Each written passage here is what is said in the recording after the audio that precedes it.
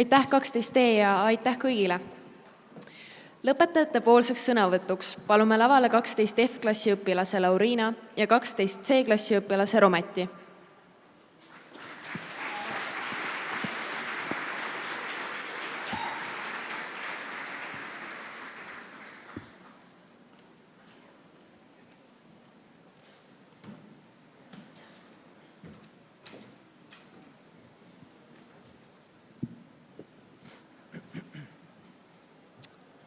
Austatud linnapea, lugupeetud direktor, armas koolipere, külalised ja lõpmata kannatlikud vanemad.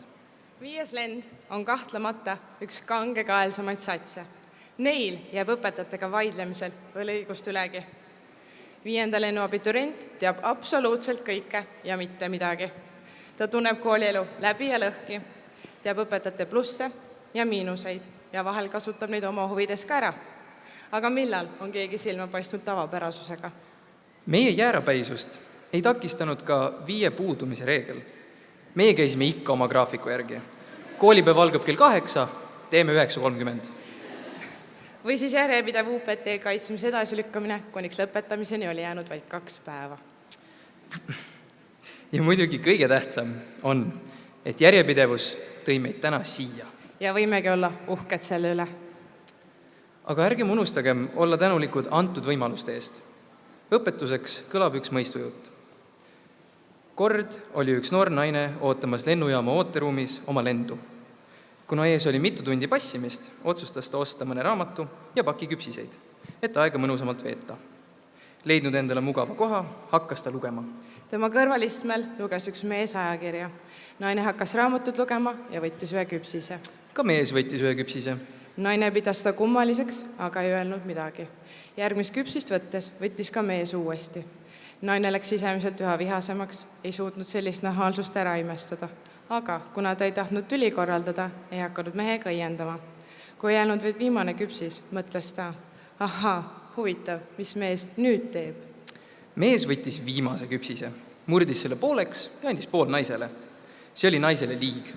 Ta oli suutnud enda eelnevast juba nii vihaseks ajada, et selle peale ei osanud muud moodi reageerida, kui haaras oma asjad ja tormas puhisedes minema.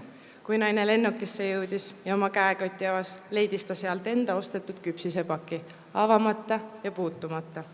Tal oli kohutavalt häbi ja kahju, et oli selle mehe peale niimoodi vihastanud. Mees oli jaganud temaga oma küpsiseid lahkelt ja iseenesest mõistetavalt.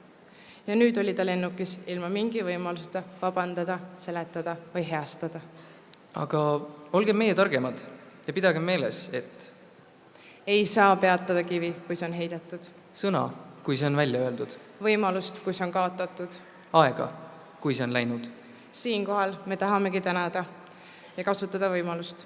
Me täname oma õpetajaid, kes ei andnud alla aegadel, kui meie olime seda tegemas.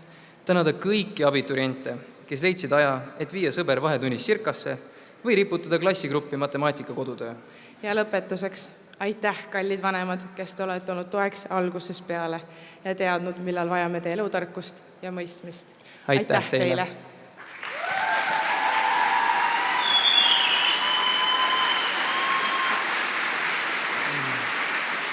Lugupeetud direktor, sooviksime ka 5. lennu kingina anda teie koolile Miia Melani Saare 3 maali.